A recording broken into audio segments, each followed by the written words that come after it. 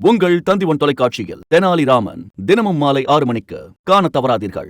ருவாண்டாவில் புதிய வகை ப்ளீடிங் ஐ வைரஸ் பாதிக்கப்பட்டு 15 பேர் உயிரிழந்துள்ளது உலக நாடுகளிடையே பெரும் அச்சத்தை ஏற்படுத்தியுள்ளது. இதன் பின்னணி என்ன என்பது குறித்து பார்க்கலாம் விரிவாக. கொரோனா பெருந்தொற்றின் தாக்கம் குறைந்து சர்வதேச நாடுகள் இயல்பு நிலைக்கு திரும்பியுள்ள சூழலில் மீண்டும் மிரட்டத் தொடங்கிவிட்டது புதிய வகை ப்ளீடிங் ஐ வைரஸ். உலகின் 17 நாடுகளில் மார்பர்க், எம்பாக்ஸ் உள்ளிட்ட கொடிய வைரஸ்கள் பரவி வரும் நிலையில் ப்ளீடிங் ஐ வைரஸ் எனப்படும் மார்பர்க் வைரஸ் நூற்றுக்கணக்கானோரை பாதித்திருக்கலாம் என கணிக்கப்பட்டுள்ளது. ருவாண்டாவில் மார்பர்க் வைரஸ் தொற்றால் சுமார் 15 பேர் உயிரிழந்துள்ளதால் உலகளாவிய பதற்றத்தை ஏற்படுத்தியுள்ளது இந்த வைரஸ்.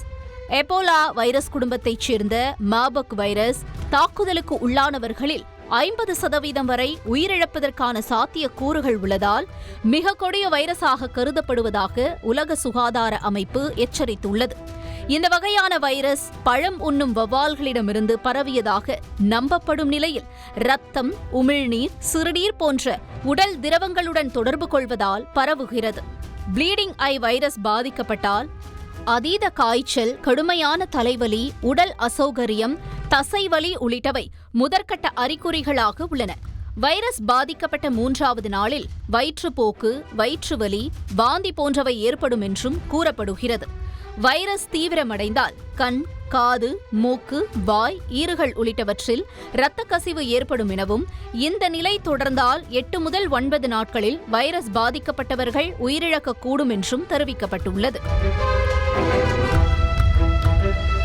இவ்வளவு கொடிய வைரஸிலிருந்து தப்பிக்க மருந்துகளோ அல்லது தடுப்பூசியோ கண்டறியப்படாததால் கவனத்துடன் இருப்பதே நோயை தடுப்பதற்கான ஒரே வழி என எச்சரித்துள்ள நிலையில் வெளிநாடுகளுக்கு பயணம் செய்வோர் முன்னெச்சரிக்கையுடன் இருக்க வேண்டும் என்று அறிவுறுத்தப்பட்டுள்ளனர். கொரோனாவின் கோர பிடியிலிருந்து தப்பிக்கவே ஆண்டுகள் பல ஆகிவிட்ட சூழலில் அடுத்த ஆபத்து நெருங்கிவிட்டதாக எச்சரிக்கின்றனர் உலகளாவிய வல்லுநர்கள். உங்கள் தந்திவன் தொலைக்காட்சியில் தெனாலிராமன் தினமும் மாலை 6 மணிக்கு காண தவறாதீர்கள்.